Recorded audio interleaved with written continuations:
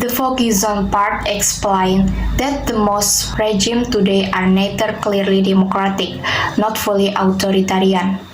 The writer proposed to fill the conceptual space between the opposite poles of liberal democracy and closed authoritarianism, with two symmetrical categories, electoral democracy and electoral authoritarianism. The distinction between liberal and electoral democracies derive from the common idea that elections are a necessary but not sufficient condition for modern democracy. At present, the most authoritarian regime holds some sort of election, but not all such contests are created equal. In principle, a regime leaves democratic ground the moment it violates at least one of the constitutive norms that make election democratic.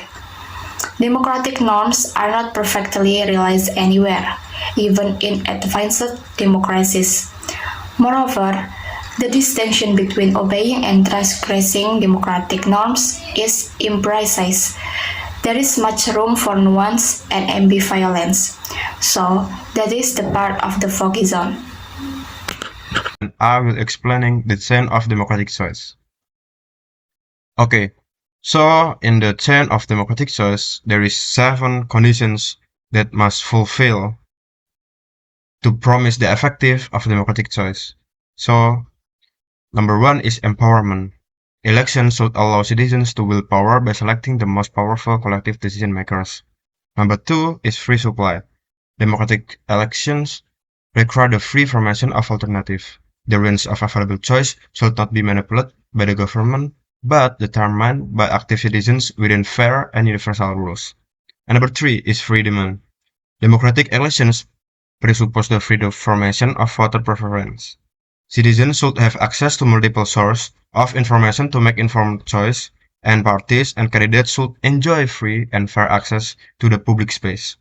And number 4 is inclusion. Universal suffrage is essential for democracy. Restriction on voting right based on factors like property, education, gender, or ethnicity are not legitimate. And number 5, insulation. When citizens have formed their preference, they should be able to express them freely. And number 6 is integrity. Competent and neutral elections management is crucial, so the vote must be honest and weighed equally. One person, one vote there is. And number 7 is irreversibility. Elections must have consequence. Winners should be able to assume office, exercise power, and conclude their terms in accordance with constitutional rules. And that all of the conditions must be met for elections to be considered truly democratic. So this is it. Thank you from everyone. Goodbye. Okay, next I will tell you about engineering authoritarian election.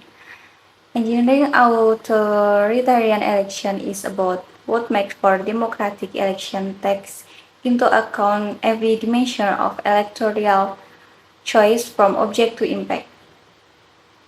The chain of democratic choice is complete, nothing to be added and none to be taken away. Yet authoritarian rules might break any of the link in more than one way.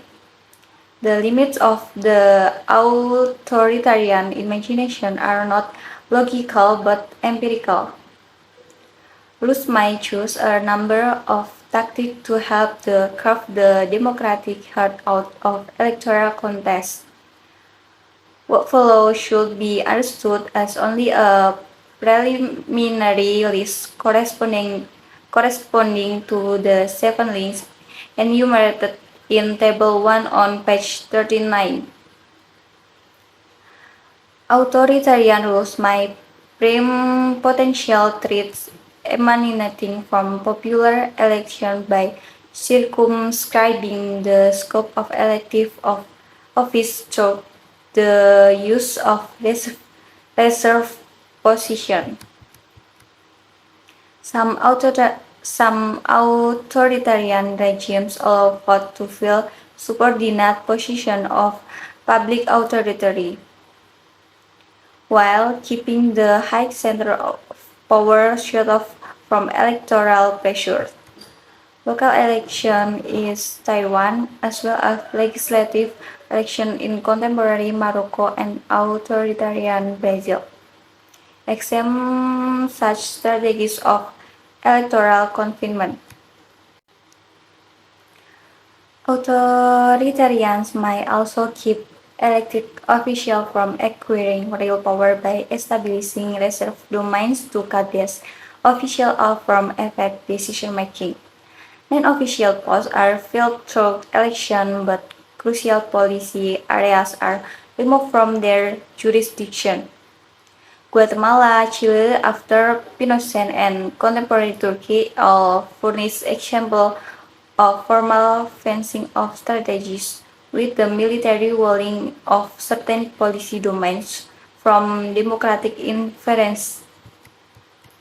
At times, authoritarian incumbents can emerge victorious as from transitional electric as not to their own cleverness but the ineptitude of the opponents. Next, I will tell you about electoral authoritarianism in the world. How can we recognize an electoral authoritarian (EA) regime? No current index of democracy is tailored to register particular authoritarian fractures in the chain of electoral choice.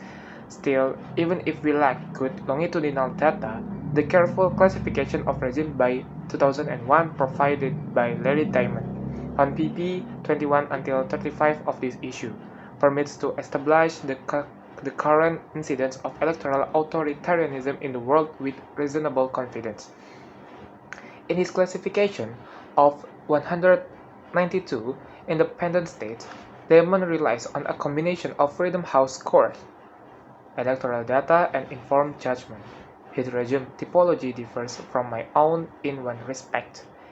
He introduced finer distinctions in the space between electoral democracy and close authoritarianism. We reserve this space for the broad category of electoral authoritarianism, while he divides it three ways into ambiguous regimes, competitive authoritarianism, and uncompetitive authoritarianism. So next, the power of election is the last. The power of elections. The tremendous variation and complexity within electoral autocracies. These autocracies differ in their strategies of electoral containment, level of political legitimacy, resilience, longevity, and trajectories of change. Some have collapsed quickly, while others have experienced shifts between authoritarianism and a more closed system. Certain regimes have survived for decades, while others have successfully transitioned towards gradual democratization. The role of authoritarian elections in sustaining or subverting regimes depends on the strategic interaction between incumbents and the democratic opposition, with the military and the citizenry serving as the ultimate arbiters. The international community also has the potential to influence the outcome out of the focus on security of liberty in the post-11 September 2001 global agenda may inadvertently favor electoral autocrats over democratic electorates. Thank you. And that is the result of our group's analysis of the journal entitled Elections Without Democracy, the Menu of Manipulation by